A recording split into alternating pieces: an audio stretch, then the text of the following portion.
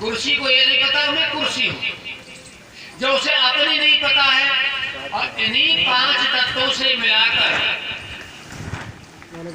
मिट्टी, काष्ठ, पत्थर आदि मिलाकर हम एक सुंदर सी महापुरुष की मूर्ति बना दें और उसके सामने खड़े हो जाए। आप 3 दिन खड़े रहे, 4 दिन खड़े रहे, वह किसी महापुरुष की मूर्ति वो ये नहीं कि बेटा बैठ जा, क्योंकि उसमें जड़ है। क्यों? प्रकृति के पदार्थों से वो बनी है, मानव ने बनाई है। उसमें हार्ट, लीवर, किडनी कोई क्रिया नहीं होती। अच्छा, वो जड़ है तो उन पदार्थों से बनी है। क्या हम परम पिता परमेश्वर को बना सकते हैं? अच्छा, तो मैं कह रहा हूं प्रकृति जड़ है, इसमें एक गुण है और हम में 2 गुण है। ये मत बिल्कुल तरोताजा है। हम में 2 गुण है, हम सत हैं और चित हैं। हमें ये पता है कि ये मिट्टी है, ये पानी है, ये कपड़े हैं, ये माँ बैठी है, आप हम बैठे हैं, तो हम में 2 गुण है। और एक गुण की कमी है, वो तीसरा गुण है आनंद। तो हम में 2 गुण है, परमात्मा में 3 है, वो सत है, चित और आनंद स्वरूप है। सचित बराबर आनंद, इसलिए कहते सच्चिदानंद। परमात्मा सत है, हम सत और चित हैं, और परमात्मा सत चित आनंद है। सत्यम शिवम सुंदरम, सत्य भी है, शिव भी है, कल्याण सुंदर भी है। तो अब हमारे अंदर 2 गुण है और किसकी कमी है? आनंद की। अच्छा, मिलेगा कहाँ? जो पदार्थ जिसके पास है वही मिलेगा। हम पंसारी की दुकान पर जाएं और वहां ये कहे कि भैया हमें बादाम, पिस्ता, छुआरा दे दो, तो दे देगा। उससे ये कहे कि भैया हमें 2 मीटर कपड़ा दे दो, तो पंसारी वाला कहेगा बाजार की दुकान पर मिलेगा। और बाजार वाले से कहे भैया हमें कुंडल और चूड़ी दे दो, तो मना करेगा। इससे पता चलता जो पदार्थ जिसके पास है वही मिलेगा। तो हम आज जड़ की उपासना करने लगे। वृंदावन में लाखों लोग आते हैं, हम भी वही रहता हूँ। बहुत सारे आएंगे, गुरुजी थोड़ा हम बिहारी जी के दर्शन करे आए। मैंने कहा 2 बिहारी मेरी नजर में, हमें तो एक ही सुना है, हमें 2। एक बिहारी तो वो है जो आप जाने की कह रहे हैं, वह जेब कटवा सकते हैं, बेहोश होके गिर सकते हैं, आपकी मौत भी हो सकती है। एक और बिहारी है, वो आपकी भोजन की व्यवस्था करेगा, बैठने की व्यवस्था करेगा, पानी की व्यवस्था करेगा, वो तुम्हें रास्ता बताएगा। बोलो कौन से बिहारी के पास जाओगे? और चुप हो गई। मेरा नाम बिहारी है और मैं तो रोटी की पूछ रहा हूँ, पानी की पूछ रहा हूँ। वो जो बिहारी है वो मनुष्य का बनाया हुआ है। सुनो बहनों ध्यान से, अगर झूठ बोल रहा हूँ तो अभी मुझे रोकिए, ऐसी कोई बात नहीं, अभी टोको मुझे। वो जो बिहारी जी का मंदिर है वो कारीगर का बनाया हुआ है, और ये जो मैंने अपना नाम बताया बिहारी, ये परमात्मा का बनाया है। इसलिए परमपिता परमेश्वर सब जगह तो है। एक बात और है, परमात्मा सब जगह है। इस खम्भे में अंदर है, पत्थर में भी है, मेरे अंदर है। किंतु बोले फिर मूर्ति पूजा करने में क्या दोष है? लेकिन पत्थर के अंदर परमात्मा तो व्यापक है, लेकिन मैं तो नहीं हुआ। और दर्शन मांगे, दोनों निकट रहते हो। परमात्मा एक देश, परमात्मा तो सर्वदेशी है, जीवात्मा एक देशी शरीर के अंदर रहता है। तो दोनों निकट होंगे, जब दर्शन होंगे। हमें नहीं पता कि हमारे उधर क्या हो रहा है, परमात्मा जानता है। अब आप विचार कीजिए कि परमपिता परमात्मा की बनाई मूर्ति को ठुकराया जाता है। एक एक बूंद के लिए भोजन के बिना भोजन के तड़प तड़प के मर जाते हैं। और मनुष्य अपनी बनाई मूर्ति को भोग लगाता 4-4 बार। हमारे वृंदावन के बिहारी जी बीमार भी होते हैं, पहले समाचार पत्रों में आता है आज काढ़ा बनेगा और नहाएंगे नहीं बिहारी जी, शीत का इंतजाम करो। लोगों ने दान दिया, मेरी तरफ रजाई। अच्छा कितनी रजाई जोड़ेगी बिहारी जी, हर साल फट जाता रजाई होगी। अच्छा जब परमात्मा ही बीमार होगा जिसे हम खुदा मानते, लाखों लोग कितना भोले लोग हैं, और जितने वृंदावन में जो बैठे हैं ना, इन भोले लोगों की वजह से उनकी दुकान चलती है, बहकाते रहते लोगों। आप विचार तो करो, जितनी मंदिरों में मूर्तियां किसने बनाई हैं? मनुष्य की बनाई। प्यारे मित्रों नाराज मत होइए, मैं ये नहीं कहता मूर्ति मत रखो अपने घर में, ये बात भी नहीं कहा और कहूंगा भी नहीं। भगवान राम की, भगवान कृष्ण की, महापुरुषों के चित्र अपने घर में रखो, लोहे के रखो चाहे सोने चांदी के। आओ मैं इस घटना को सब जगह सुनाता हूँ, जीऊंगा तब तक सुनाऊंगा। एक बात और सुनो, इस विषय पे आपने प्रश्न किया। फरे कस्बा है आगरा दिल्ली मार्ग पर, फरे के पास एक नगला चंद्रभान है। वहां राष्ट्रीय स्वयंसेवक संघ जनसंघ के संस्थापकों में से थे पंडित दीनदयाल उपाध्याय जी। आपने नाम सुना है, नहीं सुन लीजिए। वहां में लगभग 35-40 वर्ष से जाता हूँ। प्रति वर्ष बुलाते मेले पर हवन उपदेश 2 दिन होता।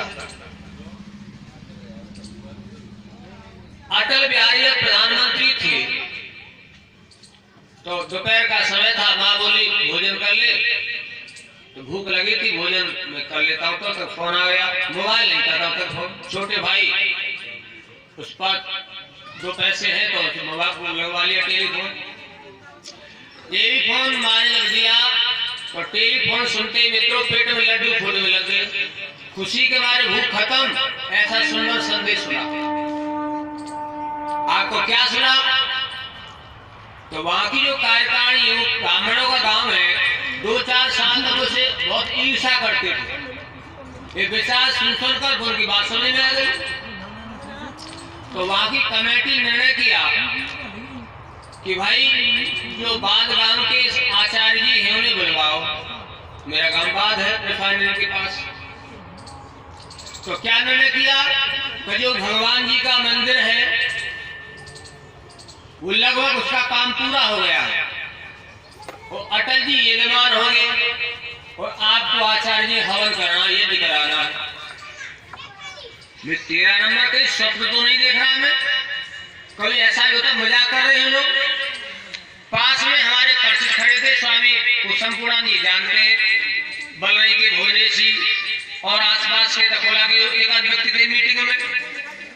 मैंने ठीक कह रहे, मुझे संशय हुआ कि वो वैसे अंधविश्वासी विचारधारा के वृंदावन बड़े के संपर्क साधु संत 13 नंबर कैसे? और 1 घंटे बताओ ये कहा उन्हें, और मेरी भूख खत्म।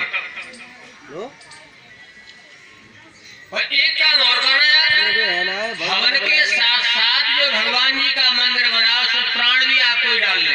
मन के मर गए, मन में सोचा, मैंने कहा मैं अपने प्राणों को ठेला मोटर से बचाए फिरता हूँ, तब तो मुझे 3 बार एक्सीडेंट हो गया, 3 बार हो चुका था। और घर में कई नौजवान छोटे नवजात बच्चे भी मर गए। तुरंत मेरा दिमाग पहुंचा कारगिल युद्ध पर।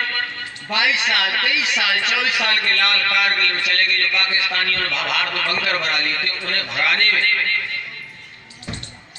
मैंने विचार किया, भाई तू बात को बदल दे, हवन करे, कहती तो पेट में दर्द है वो, लेकिन सच कहता हूं मुझसे हिम्मत नहीं पड़ी झूठ बोलने की।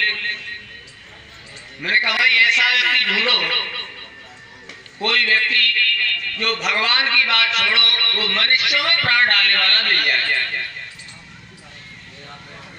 हवन में करा दूंगा, अनावरण में करवा दूंगा, लेकिन भाई प्राण मुझसे नहीं डाले जाएंगे।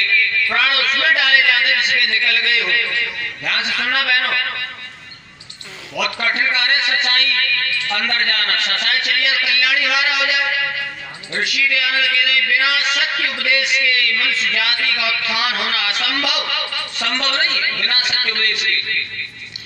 कहा भी है सांच बराबर तप नहीं, झूठ बराबर पाप। इसलिए प्यारे मित्रों मैंने कहा भैया ये जो मंदिर बन के तैयार हो गया है उसे दूध में नभाओ, दही में नभाओ, सैकड़ों मंत्र मुझे याद है वो ओटपाई में कर सकता था, सच कह रहा हूं, लेकिन मना कर दिया, मेरा वो काम मैं नहीं कर सकता।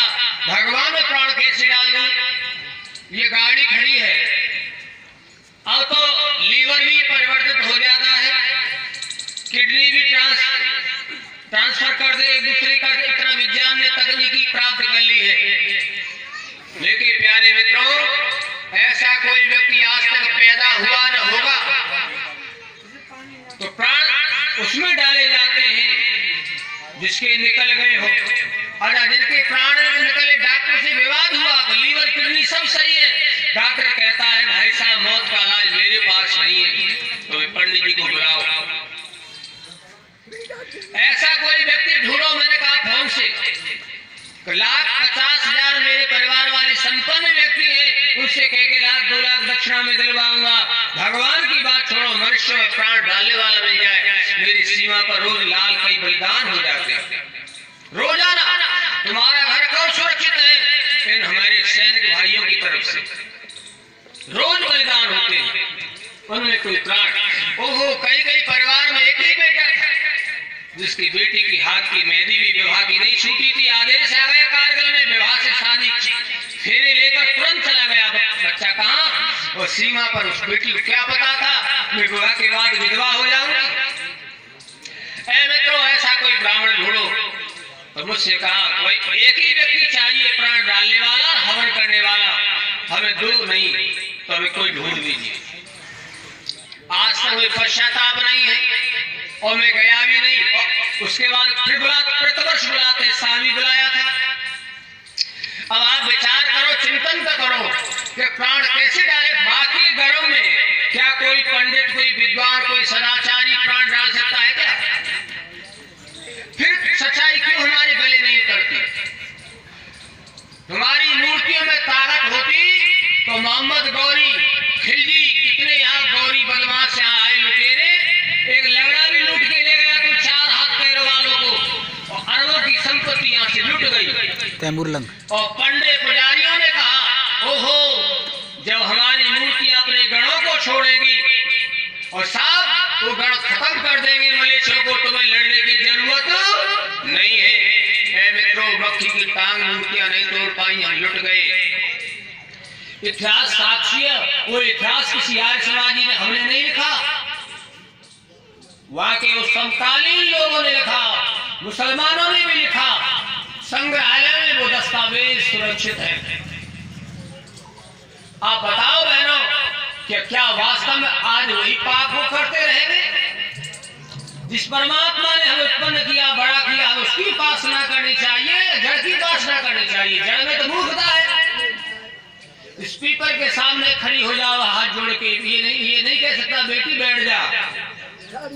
अम्मा से लड़ाई है, ये पिता से लड़ाई है, तुम 2-4 दिन विनती करोगे, भूखे प्यासे पड़े रहोगे, बाप पिघल जाएगा, चल छोड़ो गलती मत करियो, ये नहीं कह सकता। ये मूर्खता है। जल के पास बैठने से शीतलता आएगी और अग्नि के पास बैठने से उष्णता आएगी। जड़ के पास बैठने से हमारी बुद्धि भी जड़ हो गई है। क्यों? अगर मूर्ति पूजा होती तो चारों वेदों में कहीं होती। वेद कोई आर्य समाज में के थोड़ा ही है, वेद तो संपूर्ण मानवता के हैं और सारे पौराणिक वेद की प्रशंसा भी करते हैं, उसमें गीत भी गाते हैं। आर्य समाज का प्रचार करता है कोई सही बातें मानो। अच्छा 6 दर्शन है, योग दर्शन है, स्वामी रामदेव ने सारी दुनिया में प्रचार किया आयुर्वेद का। योग दर्शन में कहीं मणि मूर्ति पूजा नहीं होती, वो तो बताओ। ये तो जैन और बौद्ध काल से हमारे बीच में आई, पहले नहीं थी। आपने देखा होगा भगवान राम का चित्र अन्य महापुरुषों का, ऋषियों का ऐसे मिलेंगे आंख बंद करके धूनी रमाते हुए। अच्छा भगवान राम किसकी रक्षा के लिए गए थे? कहा मूर्ति की रक्षा हो गए, हरियत जी की रक्षा के लिए। बोल क्यों ना मुझे हलाओ कि मैंने कहा मैं बन जाऊं। हाँ और क्या फिर मैंने कहा था मैं बतराए लोगों के कार्यक्रम में आया, बतराए दो चार भैया बैठे बातचीत, आपने प्रश्न किया, मैं चर्चा करने लग गया। तो बहनों, इसलिए सच्चाई हमारे हृदय में जानी चाहिए।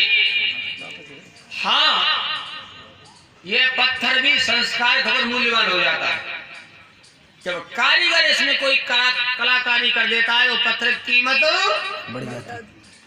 अच्छा, ये लोहा पड़ा 1 किलो और रास्ते में पड़ा उठा ला, और वही व्यक्ति उसमें से माइक का निर्माण कर दे, वही व्यक्ति मोबाइल बना दे, तो लाखों की कीमत इतना तो हो जाता है। ऐसा नहीं होता अगर जड़ स्वयं को प्रेरित करते। जैसे अब साइंस की बात लीजिए, इसमें परमाणु चक्कर लगा रहे हैं लोहे में, जगत इसमें कुछ भी नहीं है। अच्छा, आपको पता है कोई जड़ पदार्थ में बाह्य बल आंतरिक बल न लगाया जाए, उसमें कोई क्रिया नहीं होगी। इस बात को कोई झूठी करो, कोई साइंस का विद्यार्थी,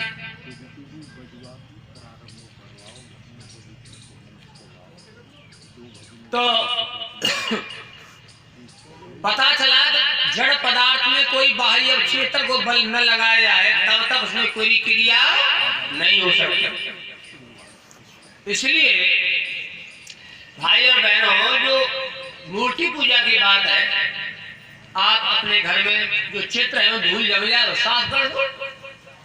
अपने घर में महावीर हनुमान जी का चित्र रखो, झांसी रानी का रखो, कैला देवी का रखो, मिल जाए तो कहीं माता सीता का रखो, अनेक महापुरुषों के रखो, अपने माता पिता गुरुओं के चित्र रखो, ऋषियों के चित्र रखो, लेकिन फिल्मी एक्टरों के नहीं, अमिताभ बच्चन के नहीं।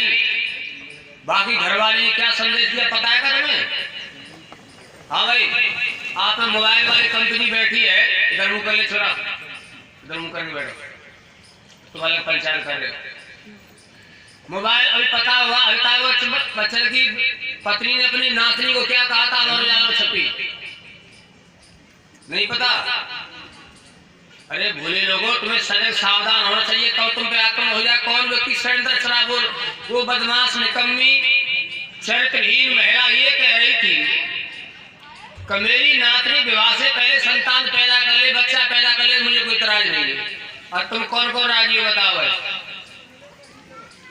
और वो कह रही आज की नई पीढ़ी की काकी है, वो बच्चों को पूछ लो, उनके परिवार के नाम बता देंगे, सबके नाम बता देंगे, लेकिन हमें महापुरुषों के पूर्वजों का नाम पता, ये पतन है कि नहीं? ये कभी बच्चों की नहीं, हमारी है। इसलिए भाइयों बहनों, आर्य समाज में प्रत्येक मोर्चे पर प्रत्येक से सावधान करता है। इसलिए वेद में मूर्ति पूजा होती तो उसका निषेध होता। इसलिए कहा न तस्य प्रतिमास्ति, इस परमात्मा की कोई प्रतिमा नहीं है।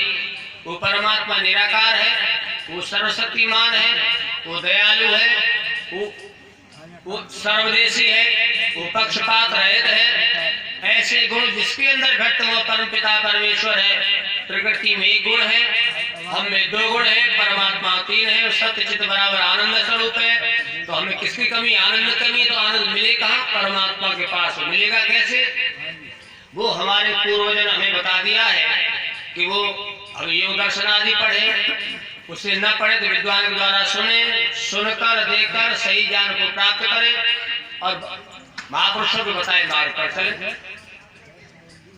और कोई प्रश्न?